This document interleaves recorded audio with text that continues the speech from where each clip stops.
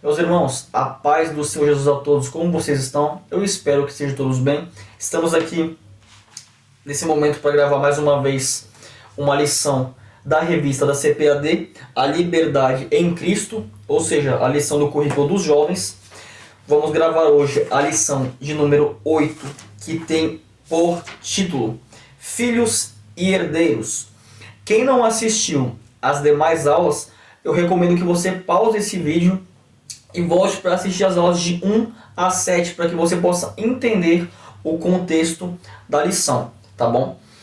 Nessa lição, o texto principal vai dizer o seguinte: Gálatas capítulo 4, versículo 7. Assim que já não és mais servo, mas filho, e se és filho, és também herdeiro de Deus por Cristo. Resumo da lição: a maturidade exige de nós um comportamento diferenciado, pois por ela recebemos a herança de Cristo. Essa lição vai se tratar o primeiro versículo ao versículo de número 7 de Gálatas capítulo 4, ou seja, Gálatas capítulo 4, verso de número 1 ao verso de número 7. Lerei aqui os primeiros dois versículos e os dois últimos, que diz assim, versículo 1. Digo, pois, que todo o tempo que o herdeiro é menino, em nada ele difere do servo, ainda que seja senhor de tudo, mas está debaixo de tutores e curadores até ao tempo determinado pelo Pai. Versículo 6 e versículo 7. E porque sois filhos, Deus enviou aos vossos corações o Espírito de seu Filho que clama, Abba, Pai. Assim que já não és mais servo, mas filho. E se és filho, és também herdeiro de Deus por Cristo. Ou seja, meus queridos, nessa lição, Paulo ele vai tratar de um assunto muito importante, que é justamente essa correlação de herdeiro para escravo, de escravo para herdeiro. E o comentarista aqui ele vai colocar algumas coisas muito interessantes para nós aqui, que eu vou tentar dissecar um pouco para ficar de maneira simples para o nosso entendimento. Quando o Paulo ele está citando aqui no versículo 1 a respeito de que em todo o tempo que o filho ele é menino, ele não se difere, ele não tem diferença do escravo, o que Paulo está dizendo é que a mensagem que ele tenta passar para os irmãos da Galácia é justamente que há uma diferença, há uma distinção de um herdeiro que está pronto para receber a herança e de um que, apesar de ser herdeiro, por enquanto não tem direito a nada. Até porque existe um momento certo para que essas coisas aconteçam. Então é sobre isso que Paulo está tratando. E nessa primeira parte da lição, que vai tratar justamente sobre esse assunto do herdeiro, mas que ainda não é herdeiro, ou seja, ele é herdeiro, mas há um tempo ainda que precisa se cumprir na sua vida. O primeiro subtópico, ele tem por título aqui, herdeiro, mas como escravo, o que é um título um pouco curioso, mas que nós vamos ver que tem uma explicação para isso. Então o comentarista ele coloca aqui para que nós possamos entender essa linguagem de Paulo o seguinte, que Paulo ele está dizendo que o herdeiro, nesse versículo 1, ele precisa cumprir um tempo determinado para que ele possa realmente ter direito à herança. Ou seja, enquanto o herdeiro não fica maior de idade, ele não difere de escravo. Por quê? Porque ele não tem direito a tomar posse da herança ainda. É justamente isso que Paulo está dizendo. Paulo não está dizendo que o herdeiro, ou seja, o filho do mestre, o filho do Senhor, é escravo. Não. Ele está dizendo que, em comparação de importância, o escravo ele não tem direito à herança. Assim como o herdeiro, enquanto jovem, também não tem. Então ele faz esse comparativo de importância. À medida que o herdeiro ele vai crescendo, ele vai perdendo aquela dependência do aiô, que é justamente aquele que tinha a função de conduzi-lo para a escola, conduzi-lo para os lugares ali onde o seu senhor estava, quase como um cuidador. Como Paulo fala aqui também no versículo 2, que ele está sempre debaixo de tutores e curadores, até o tempo determinado pelo pai. Ou seja, enquanto ele não atinge a maturidade, ele está sendo cuidado, ele está sendo ali conduzido por esse aiô, que no caso Paulo ele configura como a lei, para que os Gálatas pudessem entender. Agora, uma coisa que é interessante, que é muito importante, tem um comentarista que ele comenta sobre esse fato. Ele diz que naquele tempo, normalmente, os escravos, ou até mesmo o aiô, ou esse servo, ele chamava esse herdeiro, que era jovem, de jovem senhor. Senhor, porque ele tinha sim um direito de no futuro receber algo, tá, como herança, mas também chamava ele de jovem, para ele entender que apesar de senhor, ainda não era chegado o tempo de receber a herança, ou seja, ele devia se manter na posição atual, ele deveria saber o lugar atual que ele ocupa naquela casa. Ele não podia se exaltar antes do tempo, porque ele não tinha nenhum tipo de direito naquele exato momento. O direito dele era reservado para aquilo que iria adquirir no futuro. Certo? Então é justamente sobre isso que Paulo está dizendo. E a lição ainda enfatiza aqui, no versículo número 3, assim também nós, quando éramos meninos, estávamos reduzidos à servidão debaixo dos primeiros rudimentos do mundo. Então, basicamente, Paulo está mais uma vez enfatizando de que a função da lei era basicamente nos conduzir a Cristo Jesus, o nosso Senhor. O segundo subtópico dessa primeira parte, ela tem por título Na Plenitude dos Tempos, e vai tratar justamente do versículo 4 aqui do capítulo 4 de Gálatas, que diz o seguinte: mas vindo a plenitude dos tempos, Deus enviou seu Filho, nascido de mulher, nascido sob a lei. Então, essa expressão plenitude dos tempos é justamente quando Deus ele intervém na história e decide então transformar o que era então uma promessa num cumprimento, que era o envio de Jesus. E Paulo ele enfatiza ainda que essa expressão que Deus enviou o seu Filho, aí ele coloca como nascido de mulher e nascido sob a lei. E não é à toa que Paulo ele faz essa referência.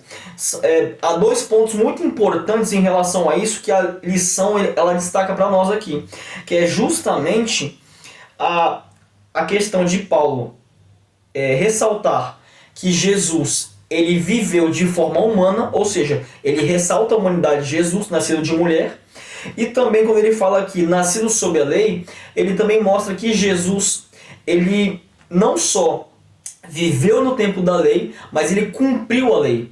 Agora, um fato importante que deve ser ressaltado.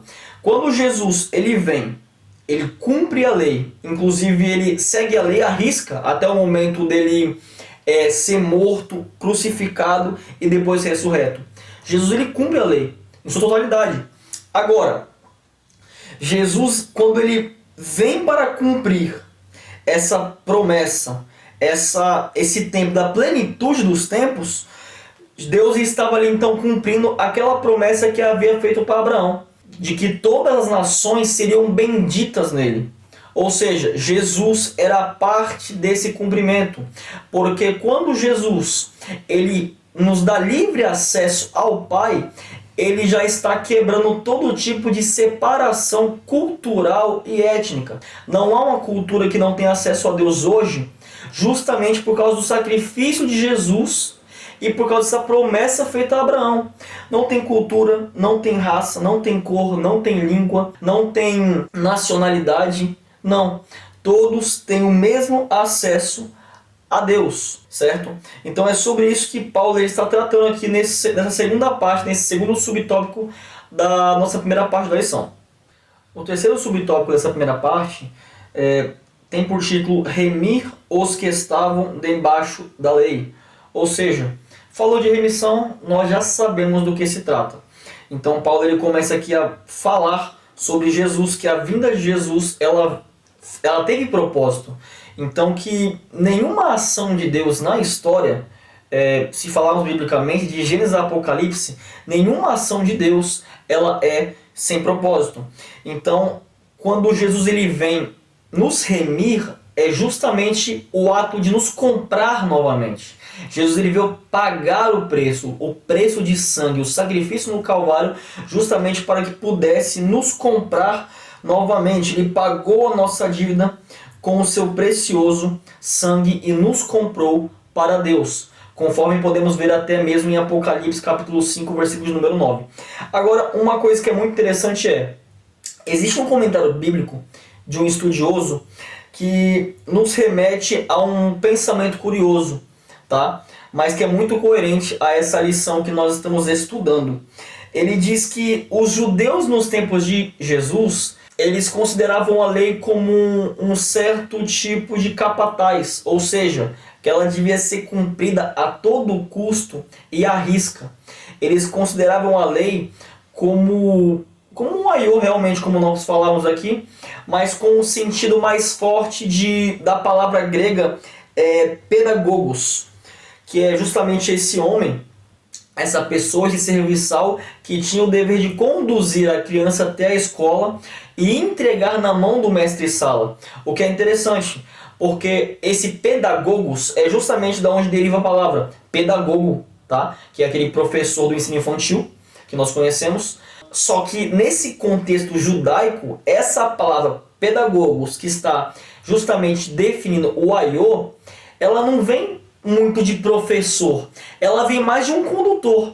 Esse pedagogos, ele tinha a função de pegar a criança, conduzir até a escola, e lá sim ele entregaria essa criança para o que aqui a lição está chamando de mestre-sala, que seria propriamente dito então professor, tá? Mas a conotação aqui desse paidagogos, no caso aqui, tá? Que é como está literalmente no grego, paidagogos, ou traduzindo em português aqui, pedagogo, é justamente um guardião e não necessariamente um professor, tá? Então isso é um ponto muito interessante que nós temos que ressaltar aqui nessa parte da lição. Umas coisas que são interessantes em separar aqui para o nosso entendimento, para que nós possamos fixar esse conhecimento na nossa cabeça. Quando Paulo ele cita aqui no versículo 4 a plenitude dos tempos, tem a conotação na língua grega justamente de momento exato, justamente de estrategicamente determinado por Deus. Então quando Paulo ele fala que ele usa essa expressão plenitude dos tempos, ele está se referindo a um tempo que já era predeterminado por Deus desde antes da fundação do mundo. E esse tempo, não apenas sendo predeterminado, era um tempo que era perfeito, era um tempo que era exato, era a plenitude dos tempos, o tempo perfeito, o tempo fechado, tá? Que era inclusive uma coisa que eles tinham muito como simbologia nos tempos bíblicos, que é a plenitude, o fechamento, o número 7, né, simbologias ali que acontece até mesmo no livro de Apocalipse, ao longo também das visões escatológicas. Outra palavra que também cabe ressaltar é essa palavra enviar. No versículo 7 diz o seguinte aqui, que Deus enviou, ou melhor dizendo, no versículo 4, Deus enviou o seu Filho. E esse enviou é justamente enviar plenamente. Tem a conotação de enviar plenamente e com autoridade específica. Ou seja, isso parece que não tem importância, mas é crucial para a nossa fé. Porque quando Jesus ele veio à Terra, os discípulos bateram um pouco de cabeça. Rapaz, será que ele é o Messias mesmo? Será que é esse mesmo ou será que é outro? O próprio João Batista, primo de Jesus, mandou os seus discípulos perguntarem: olha, o Senhor é realmente o Cristo? O Senhor é realmente o Messias? Ou a gente tem que esperar vir outro? Ou seja, quando o texto revela que Jesus ele veio com uma autoridade específica, essa revelação está tratando justamente o quê? Era ele, não é outro. Ele era o Messias, ele era o Cristo, ele era o Filho de Deus, ele era o cumpridor das promessas que Deus fez a Abraão. Na segunda parte da lição, nós vamos tratar a respeito da nossa posição em Deus. E no primeiro subtópico aqui dessa segunda parte, tem o título Somos Filhos e Herdeiros.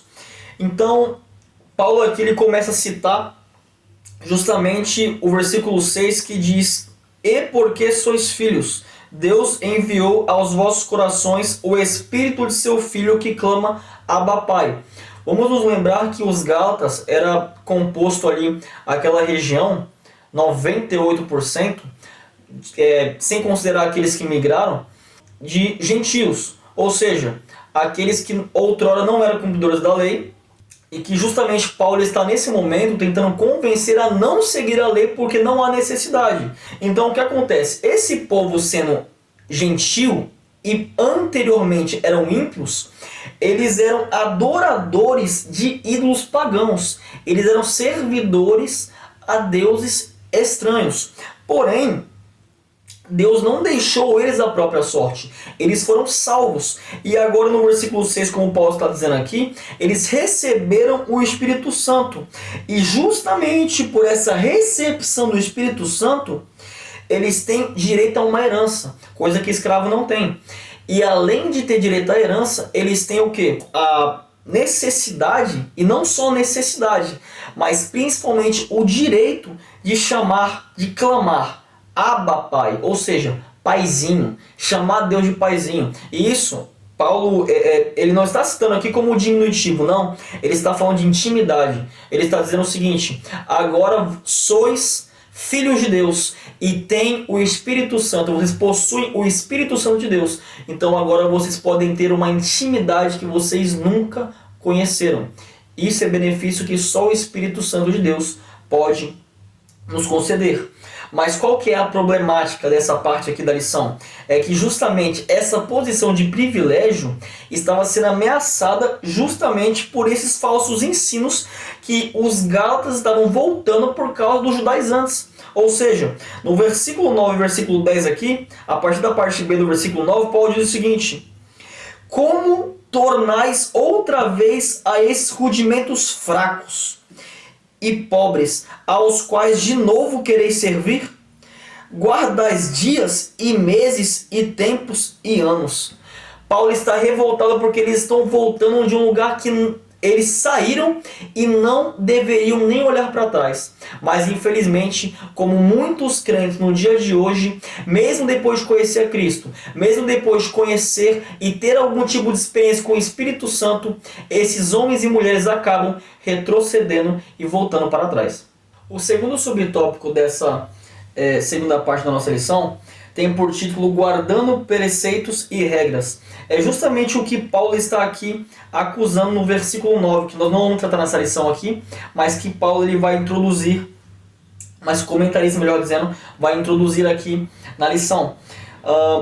Porque os judaizantes, eles acabaram, infelizmente, tratando de inserir no meio do povo essa crença de que eles deveriam seguir as festas hebraicas, judaicas, guardar rituais que se iniciavam com datas importantes do judaísmo.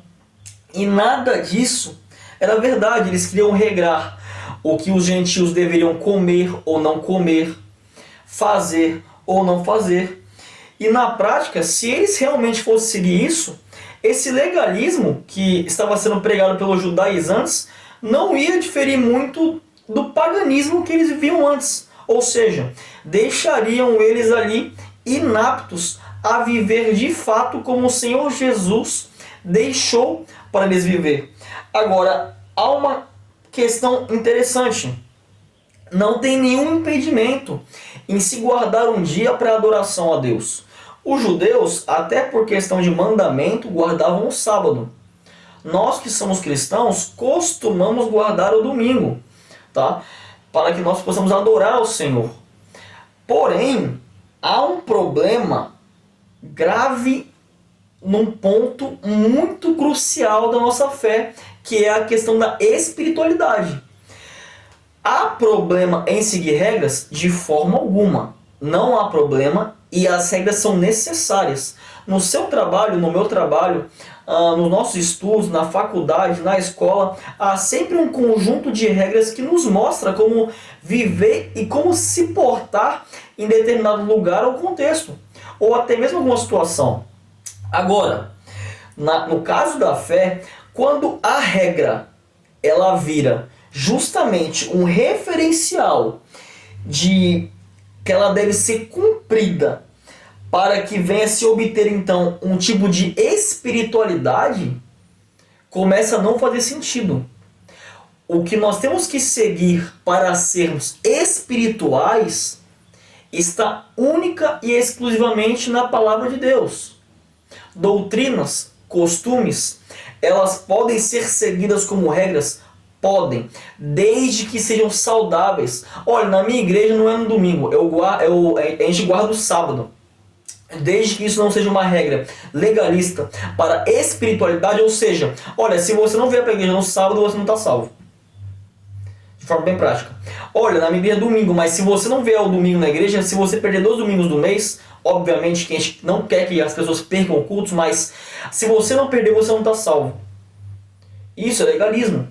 Infelizmente pode ser que desagrade algumas pessoas, mas isso é legalismo, porque a salvação ela é única e exclusivamente pela fé em Jesus. Agora, é claro, se você falta um domingo, falta outro, falta uma quarta, uma terça, depende dos dias de culto na sua igreja, você vai se enfraquecendo. Agora, se eu disser para você que se você não guardar o domingo, que você pode trabalhar às vezes, se você não guardar o sábado, que você pode muitas das vezes ter compromissos ali importantes também na sua vida, às vezes vida conjugal, vida trabalhista, vida estudantil, se eu disser que se você não fizer isso, você não será salvo, eu estou sendo apenas como um judaizante, um legalista. Então é necessário entender que não há nenhum problema em seguir regras, porém, quando o cumprimento de regras se torna um referencial de espiritualidade, essa ideia ela não é correta, justamente como no caso aqui dos nossos irmãos da Galácia. O terceiro subtópico dessa segunda parte da nossa lição tem por título a fraqueza de Paulo quando esteve com os Gálatas. Então Paulo, quando ele escreve aos Gálatas, ele faz questão de lembrar que ele esteve com eles em estado de fraqueza. Quando Paulo ele fala isso, ele está se referindo que ele estava doente, estava enfermo. E é interessante que isso coloca a gente a pensar, por que Paulo ele faria isso? Por que Paulo está dizendo que estava enfermo? Porque Paulo justamente está quebrando essas doutrinas mentirosas, sem vergonhas do evangelho de muito hoje em dia, de que o crente não pode ficar doente, de que o crente não pode ser acometido de enfermidades, ou de que se o crente ficou doente, ficou gripado, pegou Covid, ele está em pecado. Não é assim. Até mesmo Jesus já refutou isso nos evangelhos. Não há quem pecou para que aconteça isso ou para que deixe acontecer. Tudo de bom que acontece ou que apraz ao Senhor que aconteça é única e exclusivamente para glorificar ao Senhor nosso Deus.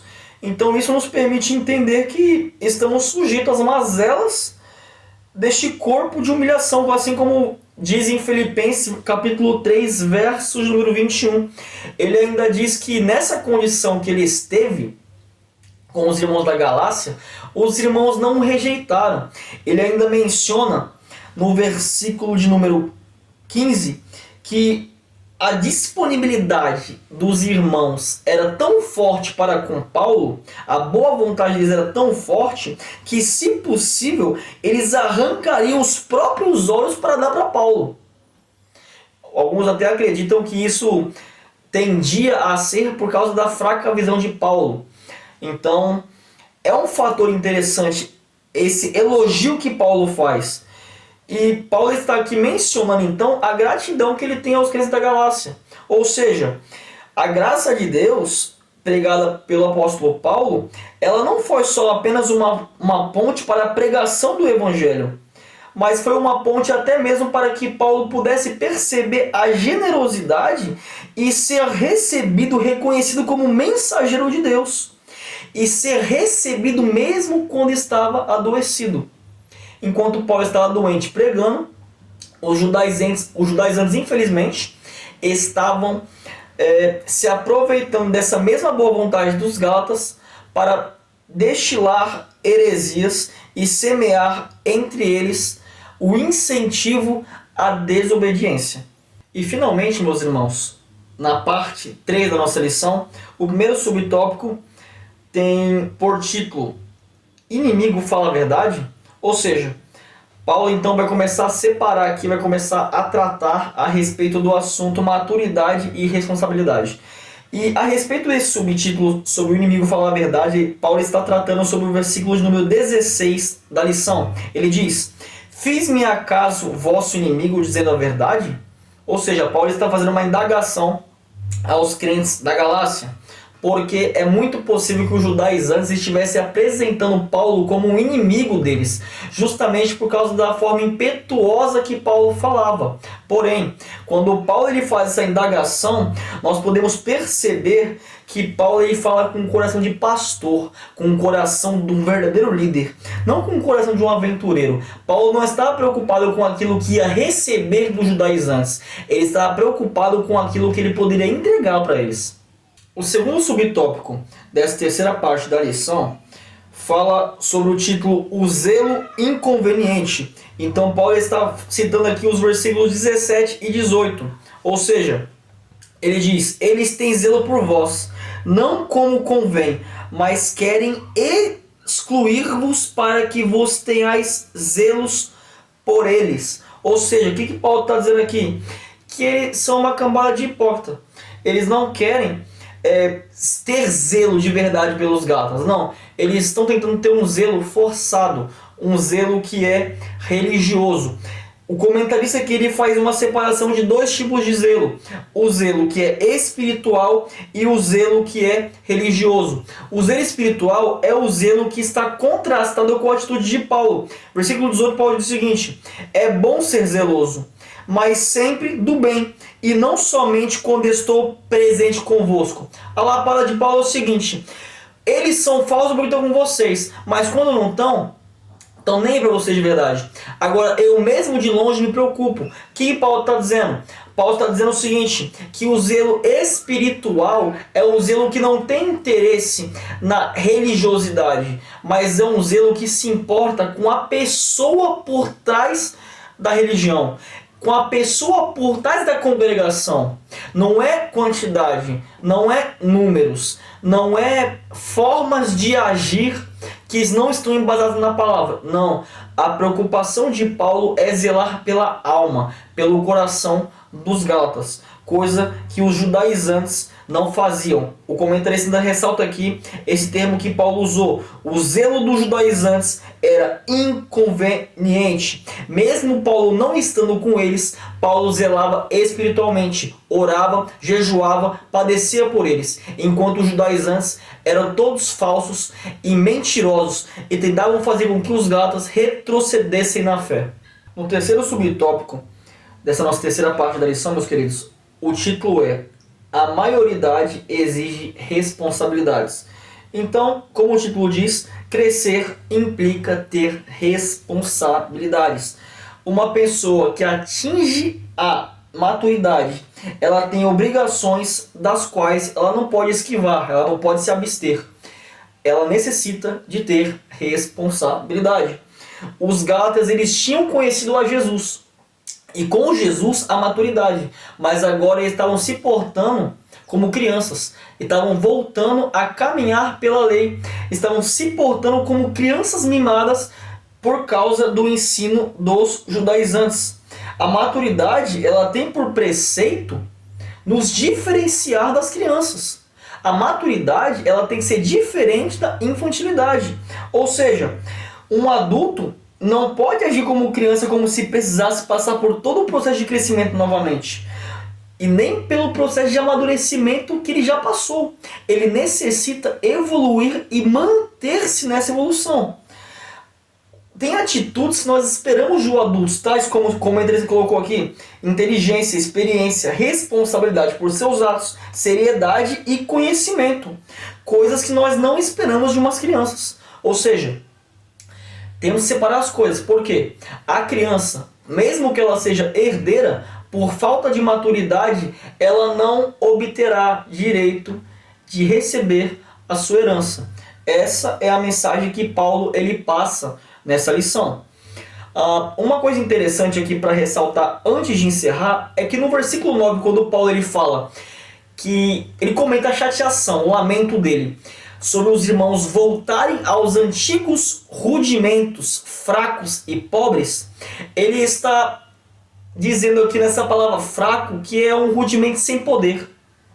Ele está questionando a fragilidade daquilo que os gálatas estavam se apoiando, em vez da fé em Jesus. E quando ele diz pobre, não é apenas pobre, ele está dizendo que é